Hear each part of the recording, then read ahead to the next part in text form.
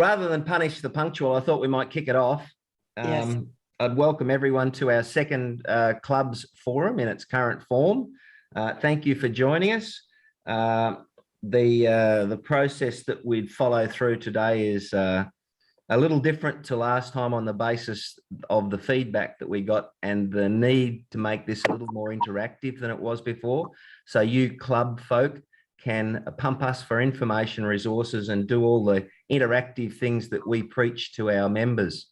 Okay, first of all, it's my duty to give you an acknowledgement to country. I come from Wadi Wadi Yuin Nation on the other side of Australia, but I'm speaking to you today from Noongar Boodja, which is Noongar country in their language, in the Swan Valley east of Perth, Western Australia. We each come from a different nation, and I would like to acknowledge the traditional custodians of these many lands. I wish to pay my respects to all First Nations, Aboriginal and Torres Strait Islander people across our meeting group. Thank you. Now, let's move on to the first part of the process, and I just have to look at my run. Yes, okay. So first of all, I'll give you some information about what's been going on at board level and the things that we're working on to improve ASCCA at the moment. The main issue that you've all probably picked up now that you've had a look at our website and used the interactive map is that we are down to 48 member clubs. Now, this is a product of a number of functions. I don't want to go into the detail of that because that's a board issue. I'm new on here, and my role is to increase that 48 to about 100 by the end of this year to get us back towards the membership levels that we had in previous years. The key point about the membership numbers is that we've simplified membership fees so that clubs of under 50 pay no fee, and clubs of over 50 pay $1 a week, which is $52 per club. And it's quite specific. In the case of those clubs that are part of a larger group, it is those clubs that are accessing the seniors' computer side of the business rather than the whole organisation. So that should make it simpler, easier to process. We've got new renewal forms available on the website, and we encourage you to use these rather than snail mail and steam-driven activities that probably reflect better on last century than they do this century. We want to practice what we preach with our club members, and we encourage you to use those processes where you can. Some key stakeholders that we're engaging with at the moment is the Council on the Ageing, who we've had contact with and we're cross-promoting. There's an organisation called Prime Time who were introduced to you at last year's conference, but we now have a contract in place to deliver the Prime Time product throughout the network, and there'll be more information coming through on the e-newsletter in relation to how clubs can access that. I guess the other issue that we want to engage with clubs and find out what it is, what are the resources, and how can ASCCA make your club life easier? And that's the key to our future success. And if we can increase that and we can make it easier for you to operate as clubs, then ASCCA itself will thrive, and we'll get back to the size that we were previously and have the same sort of lobbying power and the ability to influence decision makers as far as the senior sector is concerned. That's pretty much it from me, and I'd encourage you to go on to chat and put any questions that you've got from a board point of view. I can't guarantee that I can answer them immediately, but we'll certainly put them back. Oh, the other thing that I should have mentioned right at the heads up, I'm sorry, I should make an apology for our president. Jen Wilcox is currently tied up with urgent personal business in relation to her dad's 100th birthday, which I think is pretty impressive. Looking forward to a letter from the Queen in about 50 years myself. Okay, now to you, Tick, can you give us some heads up on ASCCA and Be Connected? Sure, thanks, Tony. Yeah, Jen's dad is pretty impressive, isn't he? Before I go on to that, he's still living independently in the family home as well, so even more amazing. So I think we're going to have Jen around for a long time yet. So if family genetics or anything to go by. I did want to update everybody on Be Connected again. Sorry, banging on that same Be Connected drum. We've got about 7 more mentors to train before we've met the target for our current project, which ends at the end of August. So at the moment, I am looking at hosting another digital mentor training day, either one full day or 2 halves, because we broke the last lot of training into 2 half days at the request of some of our previous participants. And it was a bit weird for me, but it actually was quite okay. Everyone came back the second day, so that was a good thing. It's always a bit scary as a facilitator to see if they're going to come back for the second day. And it was a bit less challenging being on Zoom for like 2 half days rather than a full day. So at this stage, I haven't locked a date in, but I've been invited to be a panelist on a national conference in Perth in June, and Tony's going to come along with me to schmooze and hopefully get into a whole new cohort of people that are involved in museums and galleries and so forth. So that's on the 14th of June. So I was hoping to promote this next lot of training to them. So I'm proposing that the next lot will probably be on the 22nd of June. So if anybody knows anyone who wants to do the digital mentor training as part of Be Connected, then please send them our way. The booking link will be up on the website in due course. It'll be in the calendar once I've locked in a date as well. That being said, Be Connected and Good Things Foundation are working on an assessment tool that is being developed to help the reporting for network partners and to help with a bit of a self-assessment for your learners so that we can work on their level and see where they want to where they need to proceed and go ahead. So the learning assessment tool is very similar to NBN's ASCCA that I'm also going to talk about today. I'm just going to get the tool up. So I will be looking for about 5 of my digital mentors so that I can work with them to see if we can do a bit of road testing of this self-assessment tool. So if anybody has done the digital mentor training, then please let me know, or if anyone's a network partner and is interested in having a chat to me. Yeah, great. Thanks, Barry. I'll put your name down on my list so I don't forget. I'm just coming out the back end of COVID, so I've got a bit of COVID brain fog. So I'm making sure that I'm writing everything down at the moment. But yeah, we're looking at how that tool's going to be developed, and we'll be feeding back to Good Things Foundation and their people at Swinburne on how that's going to be developed to be a useful resource for Be Connected network partners. Now, that aside, the NBN Co have done something similar, surprise, surprise, and they have now issued us with our very own ASCCA if any clubs would like to use ASCCA. Can I have a quick show of hands who's heard of ASCCA before by NBN? Yeah, Susan, Tony, excellent, Alex, Bill, excellent. So ASCCA is a self-assessment tool for people that are wanting to build their digital literacy, and NBN have released those out to in general as well as to organisations.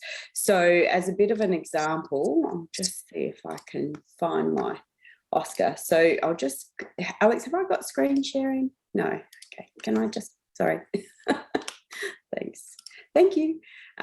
So you can see here, it's just a bit of a check on and a self-assessment. So if you've got a very new person who's new to technology, you might need to do a bit of assisting here so that they can find their way through it, because of course it is online.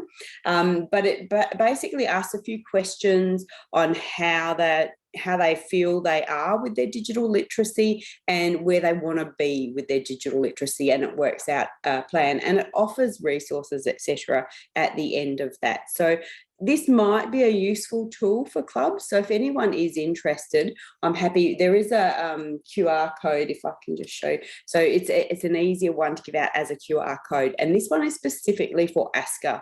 So we can build a bit of a database with the NBN Co as to where our people are at when they start, and then where they're at when they're sort of halfway through or all the way through their journey. So again, if anyone is interested in getting hold of our ASCCA and using it in their club, then just flick me an email and I will be more than happy to send that QR code out to you. And if you're not sure how to use the QR codes, I make the assumption that everyone knows what QR codes these days after coming out of the back of check-ins, etc. But I'm pretty sure that there are some others. So basically just let us know and we will send that through, and we'll also give you a bit of a session on how to use the QR code in your club. I think that is about all that I had today. Does anyone have any questions for me? Let me just note that I've muted everybody. Okay. Either push your spacebar to temporarily unmute or just unmute yourself, but try and remember to mute yourself afterwards, because every now and then there's a bump or something, and then in the recording that this is being made from Zoom, you pop up because there was some noise in your area. But I'll hand it back to Natika. All right. No questions. Well, I was going to say, Natika, that I should do the digital mentoring thing. I mean, I've never done any digital mentoring courses. I've just gone out and done it. But if Be Connected are offering a course, it's something I should do, because, well, I'll probably learn something. So put me down on the list to make sure that you remind me when that's on the site, and I'll definitely sign up. All right. That sounds like a plan. I'll definitely do that. It's more about your people skills, to be honest, than it is about your technical knowledge. So we should invite Tony Abbott. He was famously without people skills, and then he became Prime Minister. Very good. Okay. Excellent. All right. Well, that's it from me. If anyone else has anything further, I think I'm going to throw back to Tony. I think you're up. And Tony's just put a message in the chat saying, please put your club affiliation on your Zoom name. I assume that everybody knows how to do that. Anybody who doesn't, go to the top right of your screen, and you'll find the 3 dots. Open the 3 dots, and at the bottom of the options is rename, and you type what you want to be known as, your alias there, and we'll all know which club you come from, and it'll be recorded for posterity. And also on the if you're using your phone, there's an option in there as well. I think we were looking at it last time. I'm not actually on Zoom on my phone, but there were, I think, 3 dots, and you can go into a separate section where you can see, you can add, you can raise your hand, you can put in various emojis and things, and somewhere in there you've got to scroll up. If you're on the phone, I think on the iPad it's larger, but on the phone you can scroll up and you can do a rename there too. So it can be done on your phone as well. I can see some people on their phones and tablets. Lovely. I guess that this is the key part of a forum is feedback from the participants, and what I'd like now to encourage you to do is put feedback to us as ASCCA any issues that you've got or that you'd like us to follow up in relation to your club or ASCCA generally.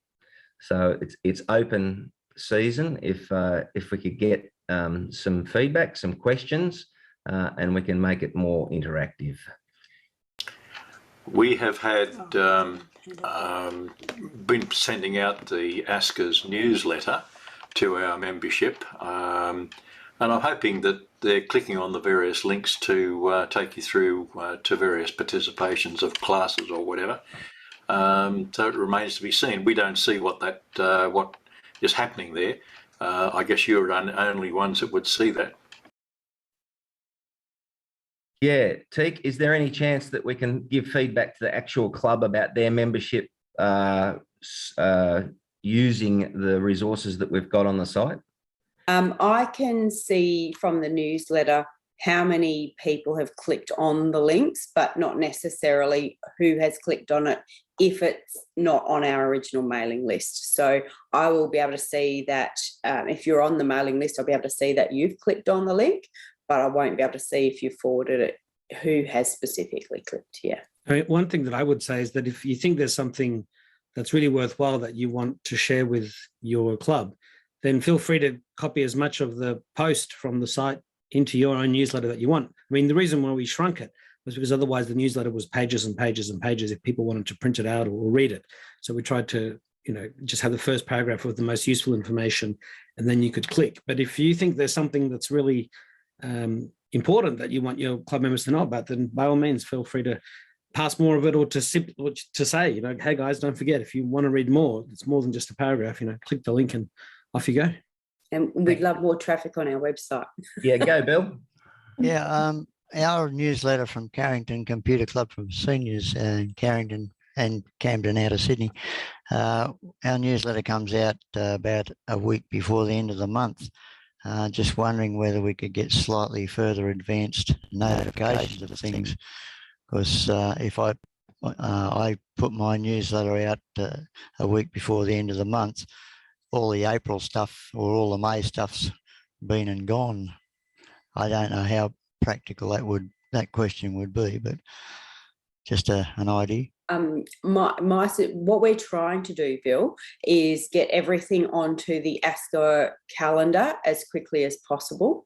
So if you would like to go and have a look at that, it's on our website under events. If you just click on the events tab in the top level menu, that will take you to our Google Calendar, and you'll be able to check month ahead and all that sort of stuff. So if we're organised enough to have them in the calendar, then you'll be able to harvest from there before we send out in our emails.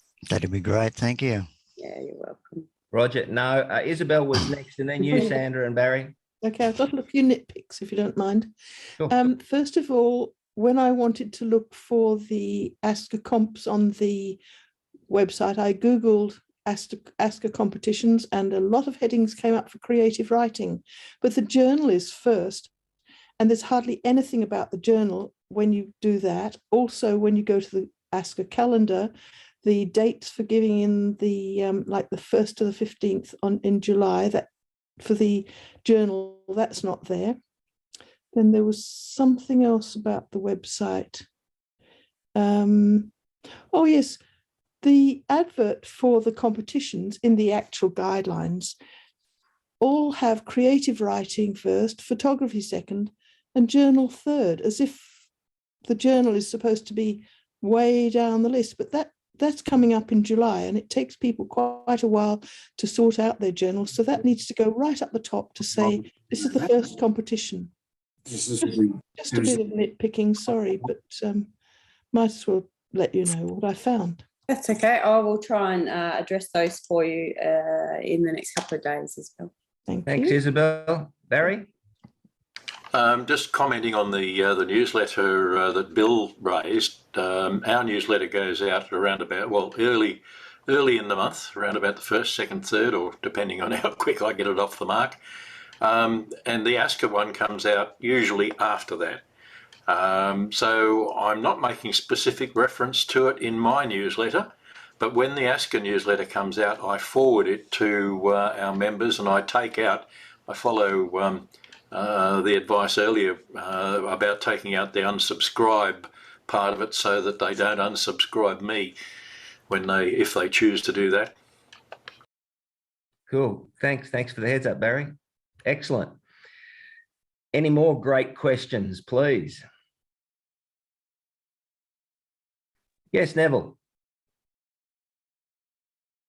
You have to unmute, mate. That was me. I muted you. I've been a bit Come on, Alex, crack on. specific about muting people. Speak, Neville. I believe I'm unmuted now. Yeah, you're loud and clear, mate. I would like to thank Susan for talking to me on 2 or 3 occasions the last week when I was trying to seek some information. But I've got a number of points here, and I don't want to bore people particularly with them. But I have been with ASCCA, I've been president for 17 years, and I've made presentations at ASCCA conferences, but I'm currently not representing the club. I'm still a member, but I'm just an individual, okay? So I just wanted to make that statement. But I was trying to find out whether our club has got financial status, and I was unable to get someone to formally reply to me telling me whether or not we were a member. So I went to the map, which I have to say is a nightmare for anyone who has not received training to try and find out whether or not our club is a member, a financial member, and we're not on that. However, excuse me, I'll have to let that ring, I'm sorry. So I was saying, I went to that map and I found that we're not on it. So that's a bit of a problem for me, because in your on your web page under I think it's in the resources area, you talk about financial and non-financial clubs are still being advertised, are both being advertised on the site. Now, any comments on those particular points? I can grab that one if you like. Sure. Yep, that's probably me, and it hasn't been fully proofed about the non-financial and financial, because all we've put on the new map is financial members. And so Tony's been charged with ascertaining who's financial and who's not over the last little while, because previously it was the way the clubs were brought in was through a plug-in on the old website, and so it was easier to just leave people on there than to go through and remove them all the time, whereas now we're using a database or a spreadsheet that just gets imported and can be amended one-to-one. So as clubs are either rejoining or becoming financial again, we're adding them in, but we're working off the list that Tony had from his first conversations with clubs. Yes. So, do you intend, though, to amend what you've said under yes. resources? Yeah, that's what I'm making notes about, financial and non-financial members. So I'll make sure that that's amended on the resources page in due course. The other thing I would like to ask is, who feels that it would be useful to have a session on how to use the Google Map more efficiently and effectively? I personally feel that it's a much easier way to find clubs. I can't agree with that. Okay. The people who are frequently interested in trying to find out what ASCCA could provide are those who don't know or don't have these skills. And to use Google Maps, this version of it, it is very difficult for them to zoom in and go to the area. Neville, sorry to interrupt, mate. Have you got a digital way of doing that you've used or seen used somewhere else that we could look at? No. I would go back to the standard way that most new learners, even though they're seniors, would use, and that is a listing of state, city or location, postcodes. We're all used to going through that very simply, ticking the one we want, and we drop down to the next list. It's a dead easy way of doing it, which people have used for year dot. But a new user trying to use that that method of locating a club, I think, is less than sympathetic. Okay, I hear what you're saying, Neville. I'm not sure what you're Scott saying would say about it either. Yeah, I hear what you're saying, and I agree 100%. I think, however, that the way that people find things obviously is, first of all, by state, because there's no point a New South Wales person looking for a club in Western Australia, no problems at all. The next area, I think, is because you're from the independent separate state of New England, you'd probably want the region next to it. Would that be about right, to find out where you're going? No, rather than look at South Coast or bloody metropolitan Sydney, God forbid. No, people know the name of the location they live in. All they've got to do right. That's what I'm saying, that the club, but it's the club in that region is what they should be looking for. So that to logically define the search, that's the way I think I'd do it. I'd look at the state, then I'd look at the region, and then I'd look at one that's actually physically closest to me.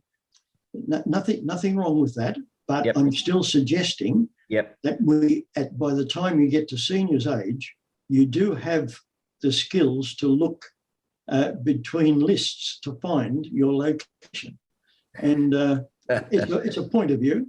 You mean read, write, and be polite to people? Yeah. My God. I'm not against using Google Maps, but Okay. I'm trying to put myself in the position of someone who is attempting to be a new convert to using the net. Lovely. Thanks, Neville. Well, Susan had her hand. I know you've got your hand there raised, Sandra, but what did you want to say, sir? I totally agree with what Neville's saying. I couldn't agree more. So I had a lady ring me this morning. Her name was Julie, and she said, could she have a club so she could do computer courses somewhere near Musselbrook? And I said, I've been told that I'm not an agent for suggesting clubs to people who ring in. So you can have a look at our website and you can look at the map and find your own. She couldn't find the map. She couldn't find the place where it's actually located. And I was silent on the phone waiting for her to find. She didn't. So I left it, put the phone down. I can't cope either. So I'm fully sympathetic with all these people who can't find a club near her, in her case, Musselbrook. So what Neville says is absolutely spot on. Thank you, Neville. Sandra. We've had complaints by some of our members that they don't like the new way. It's our tutors, you know, people who've been with us for a long time, they don't like the new format.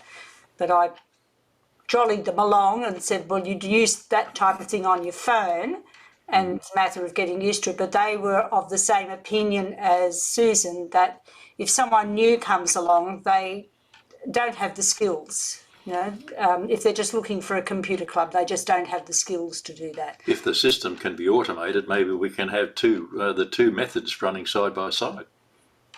Well, Maybe that's what I was thinking. I mean, it depends on Natika being able to either automate that, or we have to have, you know, two sections. One is with the Google Maps, and then one that lists the various states, and you click on the state or territory you're in, and then up pops a list of all the clubs in that state in, I don't know, alphabetical order, and you just look down the list until you find or a plug-in of some sort to manage Yes. those. yeah. you know. I mean, Yes. I mean, with WordPress, there's a plugin for everything. So Yep. I mean, if we can automate it and have both systems, that would obviously be Yeah. the best. And you know, we should be catering to, you know, people who are newbies through to people who are au fait and familiar with Google Maps. But yeah, it does definitely make sense that if you don't know, you don't know. And but everyone can click on a, you know, New South Wales, Western Australia. And also just to politely refute what Tony was saying before about if you're in New South Wales, you don't care about what's happening in Western Australia. Well, you might have friends or relatives over there, and you might want to point them to a local club. So you definitely want to know what's available in other states, because you might want to find out for yourself for those people. Well, If I would support that. We sometimes visit Sydney, and so I've gone up onto the Northern Beaches Club. I've been to Epping Club, and so it happens. Yes, yes. If you can put your postcode in for Bunnings to say where you are, and it comes up as a map, then surely you can do that for ASCCA. Put in the name of your district, and then it automatically comes up on the map and shows you where you are. It all comes down to, I mean, Natika's our web developer, and so she needs to then find the relevant plugin for that, Yeah. and then install it and make sure that it works, and then fill it with the data. Now, Yeah. I mean, obviously, you know, it can be done. Bunnings is doing it. Lots of other people are doing it too. It's just a matter of Natika having the resources and time. And they've But, I mean, also it's, got a bigger budget than us, Alex. yeah, yeah, that's right. Yeah, yeah. Way bigger budget. But I mean, it might simply mean that it takes longer. But yes, if others can do it, then surely we can as well. And also, it's a matter of priorities. And At I the would have moment, thought yes. that was a high priority. Absolutely. Yeah, With agreed. all With due respect to Natika. Bill's politely got his hand up. Sorry. The classic of that, our club's called Carrington Computer Club for Seniors, which is in the Carrington Retirement Village out of Camden. So Yeah. that could be a hard one to find. Yes, Unless you've just got the Bunnings type entry. that's right. You might Yeah. end up in Newcastle. Yes, there are a number of Carringtons around. Other thing, how do you find the map on the ASCCA site? I'm looking on another computer and I can't find the map. So if you go, so were you not aware of where that is, Susan? You couldn't help her navigate her to there. So I've made it as straightforward as I could with the navigation, is that you go to clubs and you hover over the clubs tab, which is top level menu. Share your And then- screen, Bentika. So Yeah. may as well. And then the second level menu says our members. So that's where it is. So just here. So if you're ever trying to direct someone, tell them to go to the clubs tab, hover, go to our members, and then the map is at the bottom. So you should then be able to zoom in onto the geographical area. So for example, if I was looking for somewhere in Perth, we would go, yeah, there's Willerton. So that's the Restrata, and if we click on that, there's all the details. Yeah, but trying to know that there's something in Restrata. I mean, I was looking to see how am I going to see there's a club there? It's I mean, that's difficult to know. Having a list, and also maybe our members / club maps or something would be make it more obvious, because our members doesn't necessarily mean the that hard part with that, Alex, as you would be aware, is on the top level and second level menus is cluttering. So because we've got the font as large as we can, it's one or two words on there basically. But does it then, if you put /map, does it then go to the next line, or would it just appear there next to our members /map? We could put we could make it members map instead of our members. That would be Find clubs. Or members and map. Oh yeah, find a club. Yeah, that's a good one too. Yeah. Find a club. yeah, okay. Because I'm looking at my map and all I've got is the map. Nothing. Your problem is you have to zoom in, but I mean clearly we have to figure out how to make this simpler. So you guys are all very right in letting us know, and that's why we are having this session, so we can improve it. So what I've done at home is to install another web browser. So in this case, I'm using Brave, and I've put it to keep that page, and then I've docked that on a Mac. I've docked it. So when somebody rings in and says, have you got a club that's near where Musselbrook, for example, I can use that and I'm directly into the map. I don't have to go through the ASCCA site every time and try and find it again. I've got it there as a permanent in my dock. So it just makes it much easier for me. That's not a good idea for the clubs to do because they don't have a need to do it. Look, definitely find a club is a good word to put there. And I mean, we're just definitely going to have make sure there's a list and the map. And if we can figure out how to put in a postcode that then, brings up the others, we will. Sorry, you were going to say something, Neville? I was just going to let Bill know that his club is on the on the maps. Thank you. It is definitely there. Yeah. Thank you. May I say thank you to whoever updated our information, because it was the old information when I first went on the map, but now it looks really good. Thank you. No worries. That was Teek. Teek. Well done, Teek. Excellent. All right. We've got some terrific operational feedback there. Thanks, guys. The next question I've got is one for you, and that is, do clubs need more information and support in relation to their club governance, the operation of their own clubs? At this stage, Yes, please. that's a yes. We And don't have a secretary at the moment. I think got a big fuss about can't have a club without a secretary, but we're surviving. okay. So what would that help look like, or what would that support look like for you, Bill, for your club?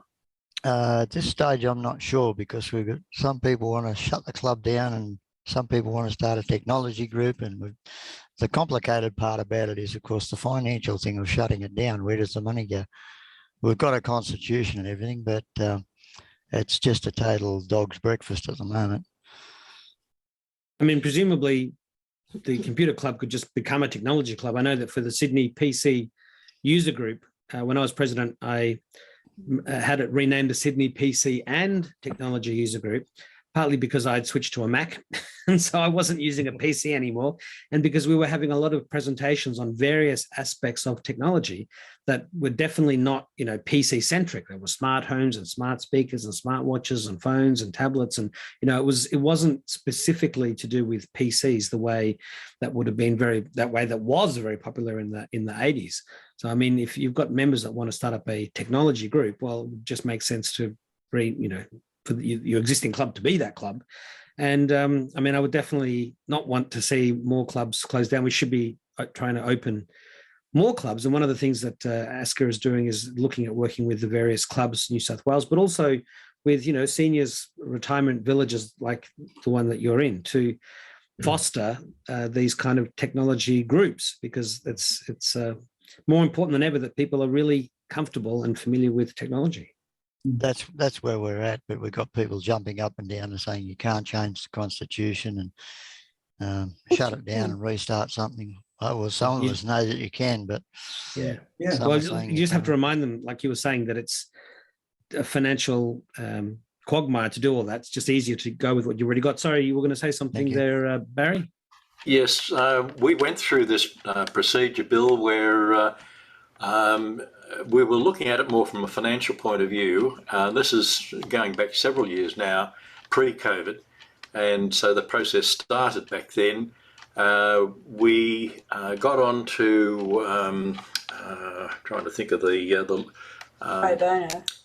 Getting a pro bono lawyer to assist us, and we ended up with two lots of pro bonos. One was looking at change of constitution, and the other lot we're looking at getting designated gift recipient status, because we were looking for funding outside of the Be Connected grants.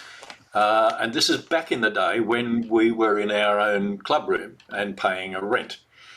With COVID, we were all in lockdown, shut and had to close our clubroom. We were still having to pay rent, and that eroded a lot of our financial resources. Fortunately, we had resources there and had cut it down to about a half of what we had.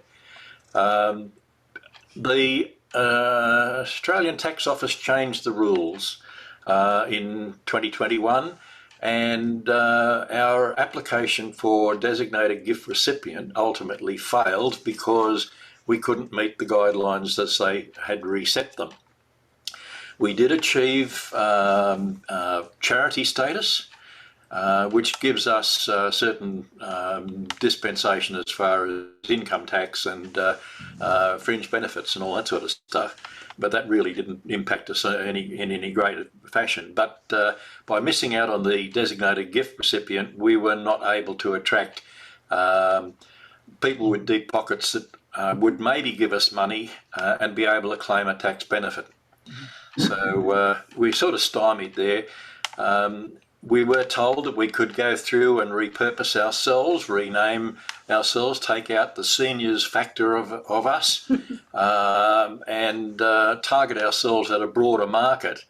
But that seemed that really wasn't what we wanted to do. So we've just thrown our hands up and said, righto, we'll forget about the gift recipient bit. Adding to that, the Constitution changing that wasn't a huge if there was toing and froing with the wording and meetings and to with the whole membership and that, but it passed quite readily. It's using the model constitution that's available to you, and then having a look at and see if there's anything that specifically needs to be changed to meet your specific needs. But using a pro bono solicitor was the way to go, and it's great to have that assistance. Susan? If Bill contacts the office on the office phone number, which, as you probably know but want to take down, is 0434 857 222. Anytime after 1800 tonight, that includes all weekend, I will talk him through this process. Yes, you do need a secretary, but maybe you can share a secretary with another club. Changing your constitution won't magically make a secretary appear. Also, I would like to know how many members he's got, how many want to change to the technology group, and whether he's actually done a survey of all his members to find out what they actually would support. So he and I could continue this conversation at another time, if that is what Bill would like to do. I'd like to do that. Yeah, what's glaringly obvious to me from this is that this is something that clubs have gone through, they're going to go through. Maybe we should have resources on this, drawing upon the experiences of, Sandra and Barry or Bill or, any of the clubs that are doing this sort of thing. Because, the previous ASCCA site did have a stack of resources, which we are updating and, we'll make available as part of, how to start a club, how to run a club. And what Susan was talking about was something we were discussing in our board meeting. How can we maybe find people who are good at being a secretary or good at being a treasurer, and maybe they could be somehow extended or paid or something, or convinced to help various clubs to get through this difficult period where you need these sort of different board members or executives or committee members to do these various things. Maybe there's a way that we can be sharing the resources. So it's definitely something that it's good that we're having this discussion, because this is what this is raising. Thank you. I'll follow that up with I Susan. was just the returning officer for my own club, Awesome, where we only had two people who had nominated, one person who had nominated before the closing date. And then just prior to the meeting, I had three, but I needed 8. We still haven't completely filled that, but the elected people can appoint someone to a position, so they can look around the membership and pinpoint and make people feel guilty if they're not actually doing it. And I did say, being returning officer, I wasn't available to be nominated for any position, but I did say that if I got the 4 ordinary members, and then having already got a treasurer and secretary, that I would be willing to help. But I had to have those people on board who were actually willing to see the club continue. Because, as you said, if you haven't got those people, you cannot govern your club. And because I'd said that I would help, soon as the meeting was over, I had 3 emails saying, right, we'll nominate you or whatever as president. Will you do it? So, of course, having said, if you come forward, which they did, I will help. Of course, then I had to say yes. So there are ways of cajoling people. Encouraging. Yep. Yeah, to actually do what you need them to do. Thanks, Susan. If I could just draw a line under this for a second. I've had an extensive background in association management, both as a director and as an employee. And one of the characteristics that I find is that it's a little bit like footy coaches. Everyone's an armchair expert. Everybody knows what happened in the under-19s footy club 50 years ago, and it's got absolutely nothing to do with the current regulations, legislations, deductible gift recipient requirements, etc., etc. But there's tons and tons of written information about this, but wading through that, not all of us have a Bachelor of Laws, and we don't bloody want it either. What we're probably looking for, and the sort of thing that as seniors we would find useful, is somebody to simplify it face-to-face, hands-on for us, like the offer that Susan just gave you, Bill, and that is to run through it. Now, we may have a resource available to us at no cost through ASCCA, to do exactly that for clubs, to take some of that burden away from them. That is the governance burden, and to simplify things and to give you something that you can go back to your members and say, hey, we are complying with this, this, and this, and these are the requirements, not this. We've met them and we're functional, rather than relying heavily on a whole bunch of anecdotal stuff that 9 times out of 10 is not correct when you actually speak to a lawyer. That's fantastic feedback on the governance side. I think I've just created a monster for myself, designed my own noose.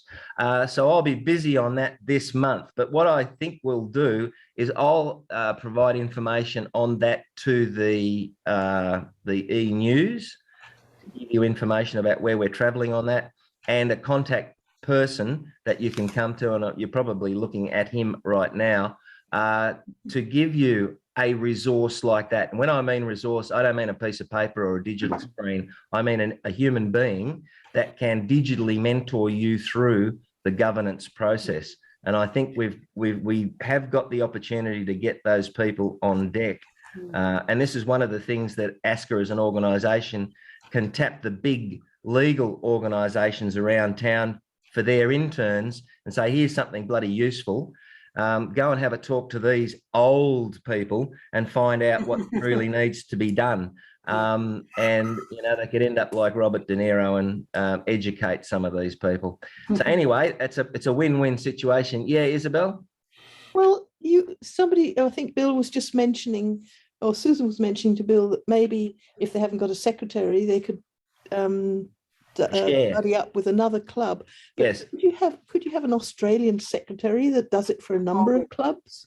That's what I was suggesting. Is there a way of having, you know, resources that can be shared across clubs?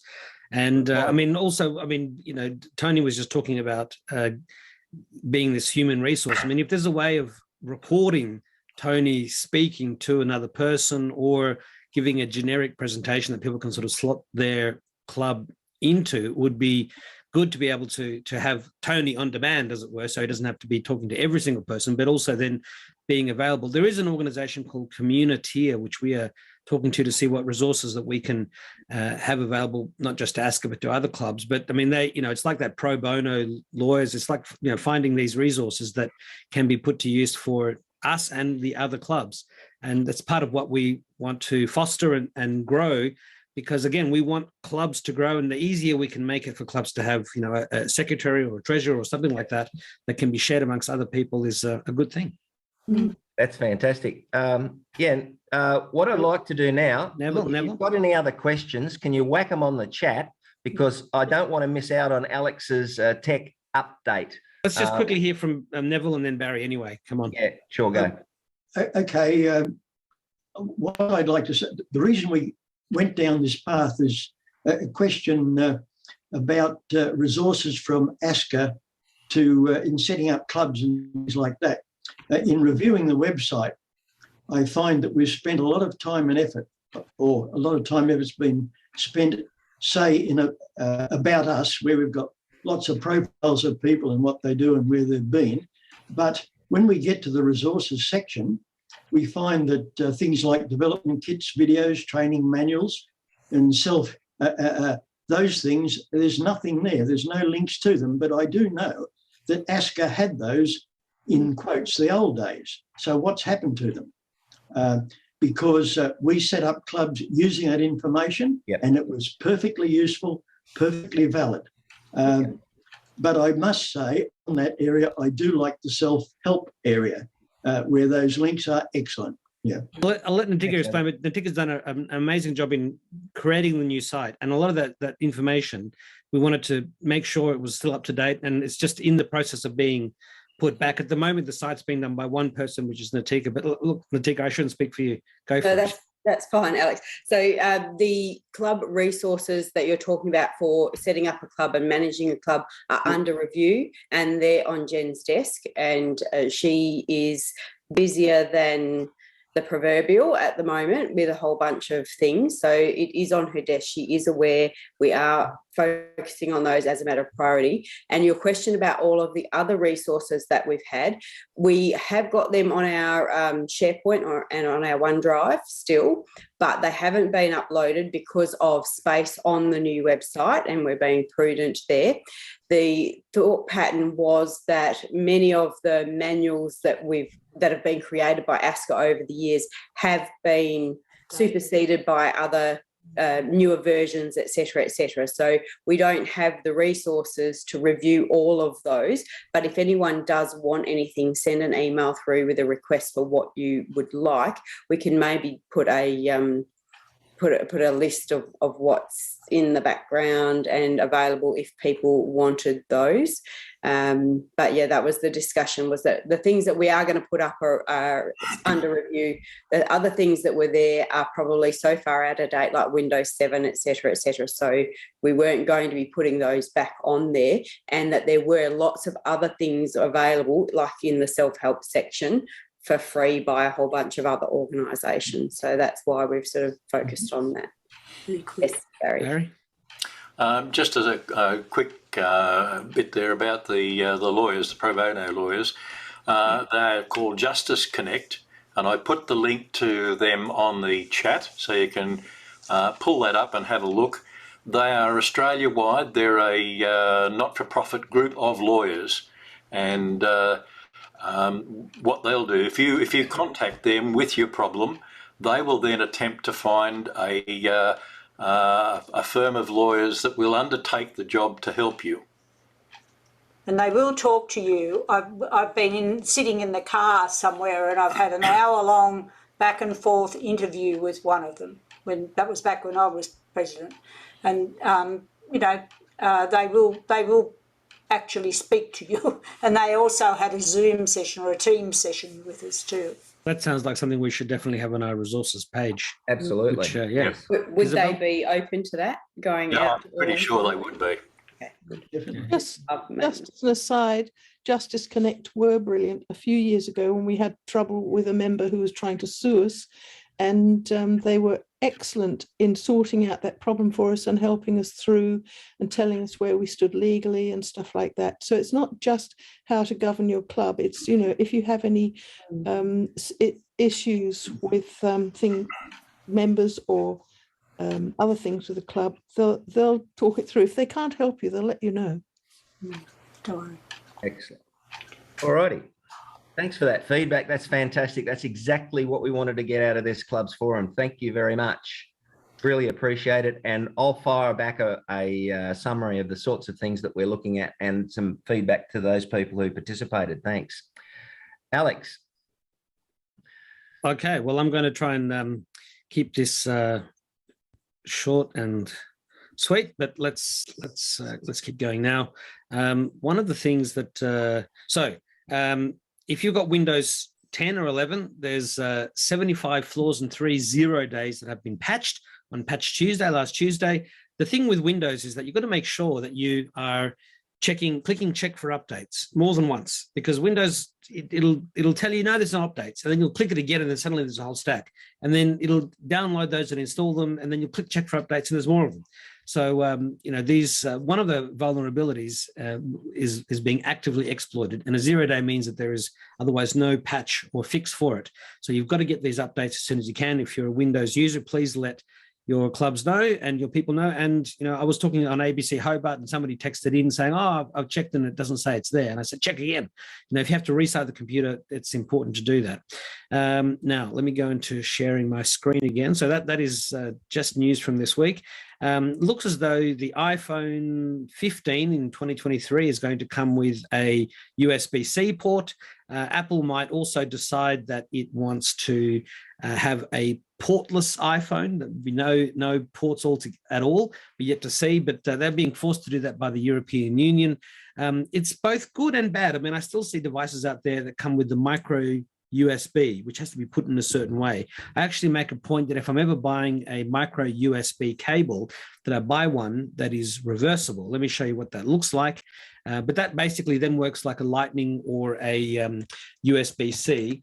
reversible micro USB. When you have a reversible micro USB, it just means it just means that here's one for $15 as an example. Here's a 2-pack, and what it means is let's go to this 2-pack here. What it means is that the micro USB end can go in either way, like Lightning or USB-C, and it's extremely handy. And you just never have to worry about which way you're plugging it in. So this bit down here, it's a dual. So this particular one is dual reversible. So not only can you put this one in either way, but this side can also go in either way as well, which of course always fixes the problem of USB where you plug it in one way and it doesn't fit. So you turn it around, you plug it in and you realize that doesn't fit. So you turn it around again and then magically it fits. So you had it right way the first time round. So, I mean, they should have made all USB cables like that. Sadly, they didn't. But they have rectified that with USB-C on both ends, but still not all devices are USB-C. So it is possible to get around that problem. Now, then we also have the Microsoft Flight Simulator. If you're a fan, I know people who are fans, there'll be a Top Gun expansion at the end of this month, so you can fly F-16 jets and other things. So if you are a Microsoft Flight Sim fan, Top Gun is coming. Microsoft has also launched, it says coming fall 2022, that'll be obviously spring 2022 for us, a whole stack of adaptive accessories for people with disabilities or accessibility issues.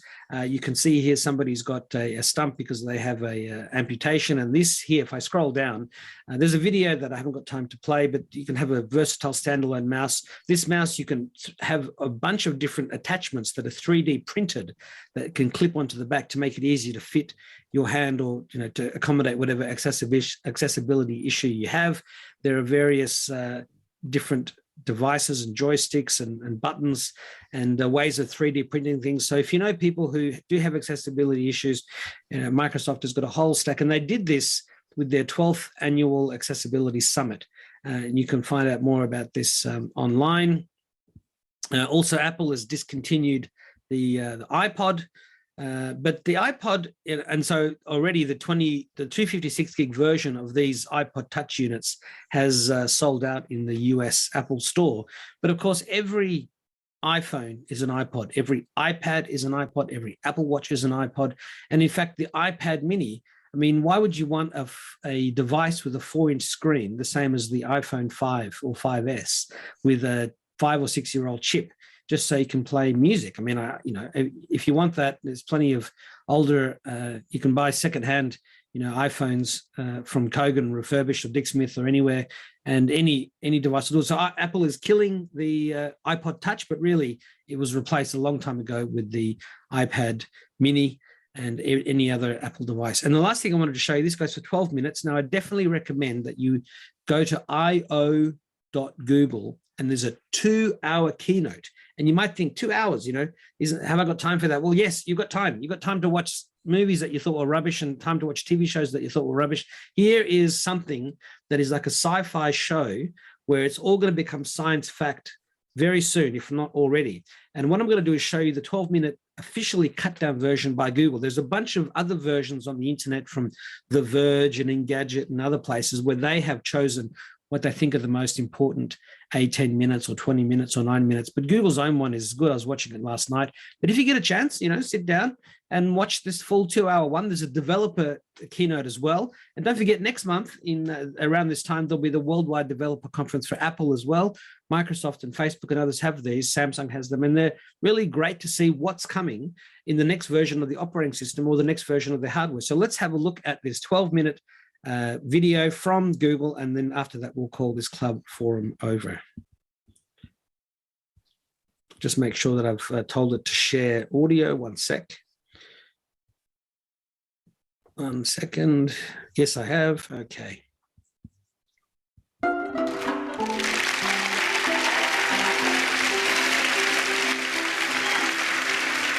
Good morning, everyone, and welcome. Let's actually make that welcome back. I'm excited to show you how we are deepening our understanding of information so that we can turn it into knowledge, and advancing the state of computing so that knowledge is easier to access, no matter who or where you are. Today, I'm excited to announce that we are adding 24 new languages to Google Translate.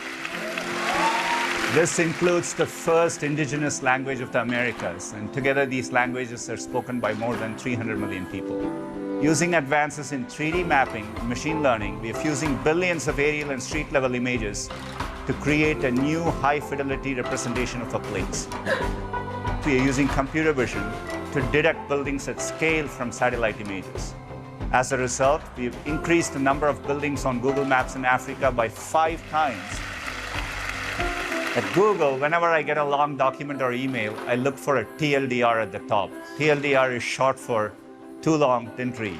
And it got us thinking, wouldn't life be better if more things had a TLDR? That's why we have introduced automated summarization for Google Docs. And Docs are only the beginning. We are launching summarization for other products in Workspace. Later this year, we'll add a new way to search for local information with multi-search near me. Let's say I spot a tasty-looking dish online. With this new capability, I can quickly identify that it's japchae, find nearby restaurants that serve it, and enjoy it in no time.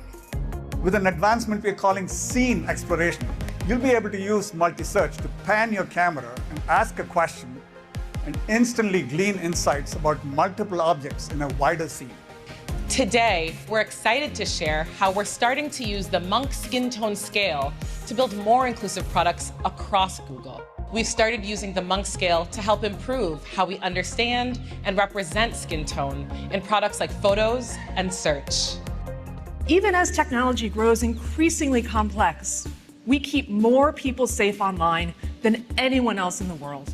We were the first consumer technology company to offer two-step verification, and we're now the first to turn it on by default. Whether you're on Android or iOS, just one tap on your phone and you're in. No 6-digit codes.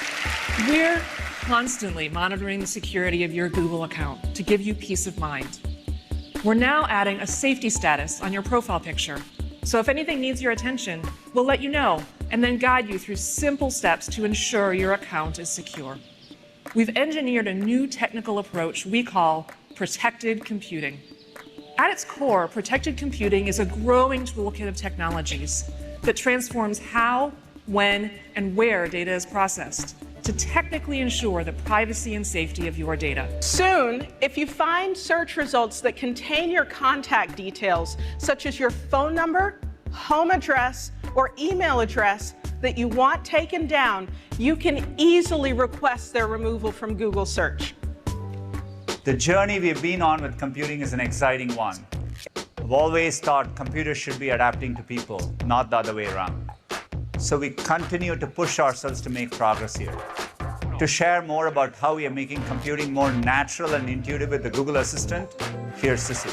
You should be able to easily initiate conversations with your assistant. First is a new feature for Desktop Macs called Look and Talk. I can simply look over and ask, show me some beaches in Santa Cruz. I found a few beaches near Santa Cruz. We're also improving how the assistant understands you by being more responsive as you just speak naturally. For example, I might tap and hold on my Pixel Buds and say, play the new song from...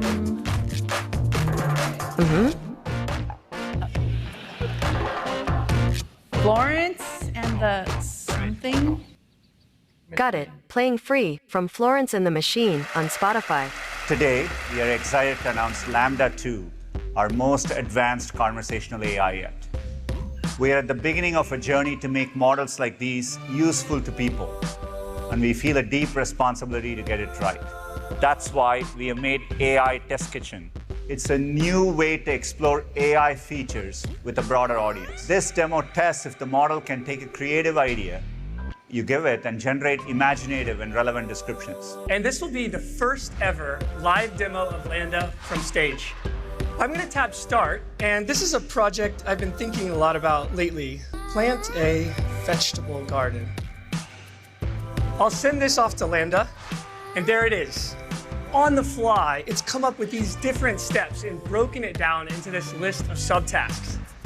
One of the other things Lambda does is not just break down lists, but you can generate a tip.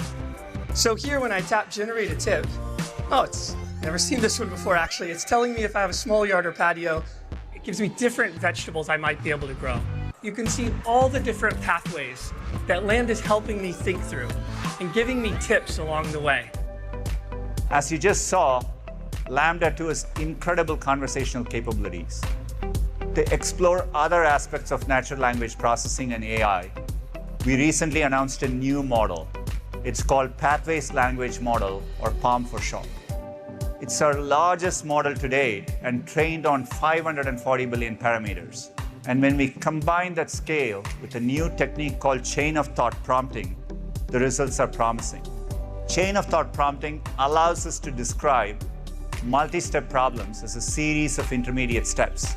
Now, if we ask the model how many hours are in the month of May, it actually answers correctly. Recently, we announced plans to invest $9.5 billion in data centers and offices across the US. One of our state-of-the-art data centers is in Mays County, Oklahoma.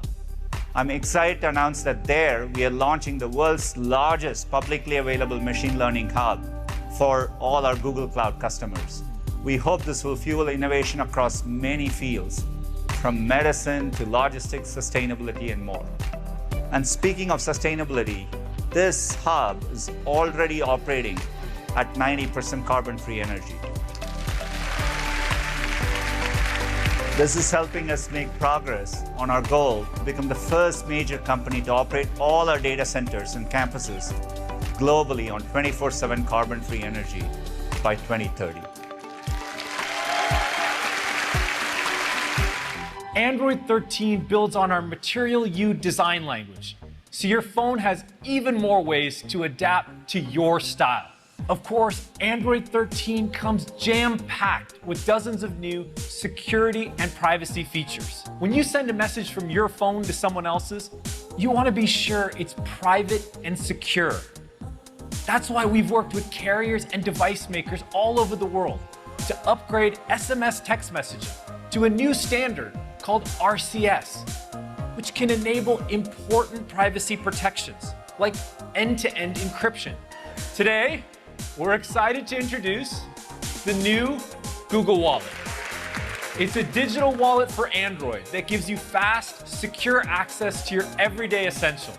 We are now approaching 270 million active users on large screen devices. Starting today, we'll be updating more than 20 Google apps to look amazing on large screens. And here's one of my favorite new features. Copy something on your phone and paste it on your tablet. It could be a URL, an address, or even a picture or screenshot. An ambient approach gets the tech out of your way so you can live your life while getting the help you need. It doesn't matter what device you're using, what context you're in, whether you're talking, typing, or tapping. The technology in your life works together seamlessly. Pixel 6a gives you the same great Android experience as our Pixel 6 Pro. We truly believe it's the best smartphone we've ever offered for this price. Let me give you an early preview so you can see what's coming this fall. Pixel 7 and 7 Pro are designed to deliver the most helpful, most personal experience you can get in a smartphone. They'll use the next generation of our Google Tensor SoC, bringing even more AI-heavy breakthroughs and helpful personalized experiences across speech, photography, video, and security. Pixel Buds Pro. These earbuds have all the helpfulness and smarts you'd expect from Google, embedded in the best mobile audio hardware we've ever designed.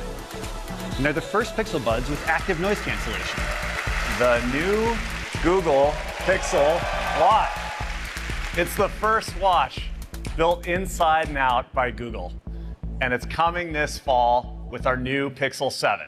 Today, we talked about all the technologies that are changing how we use computers and access knowledge. Looking ahead, there is a new frontier of computing, which has the potential to extend all of this even further, and that's augmented reality. At Google, we've been heavily invested in this area. Let's take language as an example. Language is just so fundamental to connecting with one another. The joy that comes with speaking naturally to someone. That moment of connection to understand and be understood. Let's see what happens when we take our advancements in translation and transcription and deliver them in your line of sight in one of the early prototypes we've been testing. I'm actually looking straight into your eyes, and it seems like you're looking right at me. That's what our focus on knowledge and computing is all about. It's the ability to spend time focusing on what matters in the real world, in our real lives. And it's what we strive for every day with products that are built to help. Thank you so much.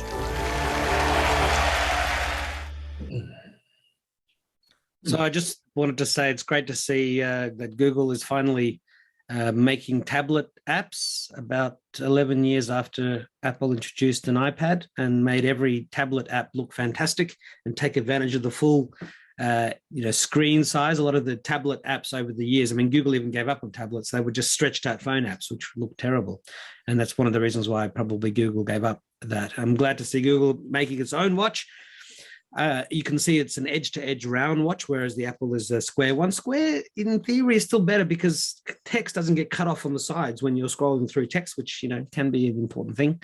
And it's nice to see Google is also finally copying continuity, which Apple has done, where you can have something you've copied on your phone and then you can paste it onto your Mac or tablet without a lot of trouble. And, these developments are good because it shows the industry, what other companies should be doing, what they should be reaching for. It can take years sometimes. There are things that Google is doing that Apple has copied and vice versa. And it's all in the designed to make life a lot easier for us as human beings. So that is just a teaser. Please go on, if you're interested in that sort of stuff and you want to see more detail on all the things that they showed, that is a 2-hour presentation down to 12 minutes. So there's tons of great content. I'm looking forward to seeing it in full myself. I also just haven't had the time. I can see a few people are not here anymore, but that's just, I always look forward to seeing what Google has got every year. They always blow you away. And those glasses you put on where it's showing the text right there, that's the universal translator. And, you don't have to have something speaking in your ear whilst you're trying to sort of pay attention to others. It's just appearing there. So we're going to see a lot more of this. In fact, I was at a thing called Tech in Gov in Canberra yesterday and the day before. And if you go to itwire.com, or if you just go to youtube.com/itwiretv, there's a great presentation from the folks at TeamViewer. TeamViewer allows you to log onto somebody else's computer or their Android phone. You can actually control their Android phone directly from your phone or computer. On an iPhone, you can only see, you can't touch. And in fact, iPhones have that built in too with iOS 15. You can do screen sharing when you're on a FaceTime call.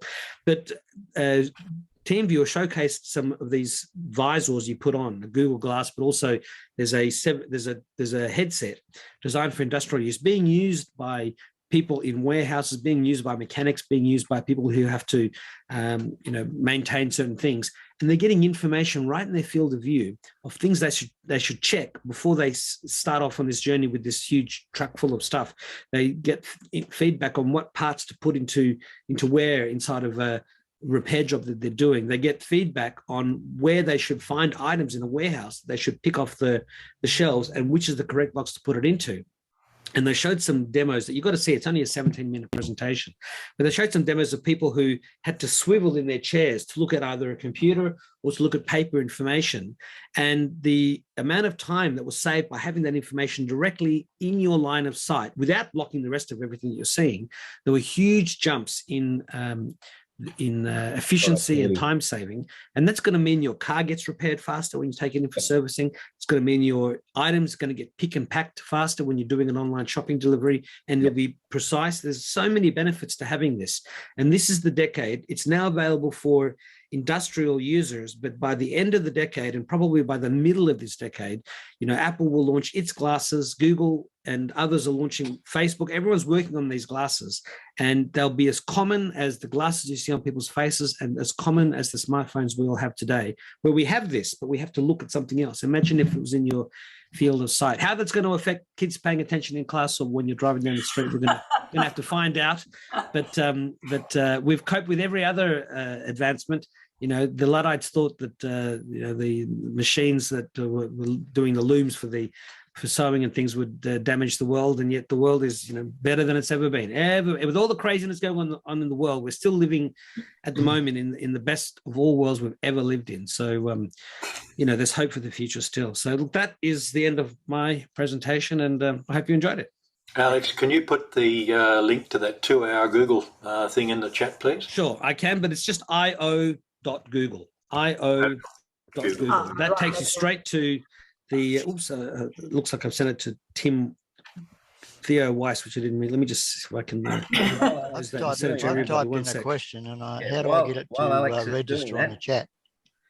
You've got to make sure that the chat is set to everybody, not just one person. Yeah. You click on everyone in meeting, and not everybody. I've typed it in, but how do I make it appear? You just push enter. Enter. That's it. How can we view the results of the 2021 competitions? Thank you. Look, we did have the, if you go to youtube.com/ASCCA, I'm pretty sure it's just youtube.com/ASCCA, you will find the full video of the 2021, 23rd annual technology conference for seniors. And the competitions is towards the end. Now, when you go to that page, I have broken down in the description of the video to the minutes and seconds, every single segment. So if you look at that list, you click on more, you look at the list of all the technology that's there, all the sections that are there, you'll see one that says competitions. You click on that and you can watch the entire competition section. Just a quickie, is an app on a computer the same as an app on the phone? Look, yes, and yes. The short answer is yes. We used to call them programs. We now call them applications. Thank you. And on phones, it just became a cool thing to call it apps. There's an app for that. But yeah, an app and a program is exactly the same thing. Exactly the same thing. Very good. Thank you. Thank you, Alex. Yeah. Thank you, everyone. Thanks to Google. Yep. And if I can put in a plug here for 10 seconds, thank you very much for contributing today. Really appreciate the time that you've given up to be on this forum. Please, if you know of any other clubs that could really use a bit of a hand and probably should be here and aren't here, contact them through your own networks. And our next meeting is on the 10th of June, same time, same bat channel. See you all next month. Okay. Bye. Thank Bye-bye. you. Bye. Thank you. Bye-bye. Bye.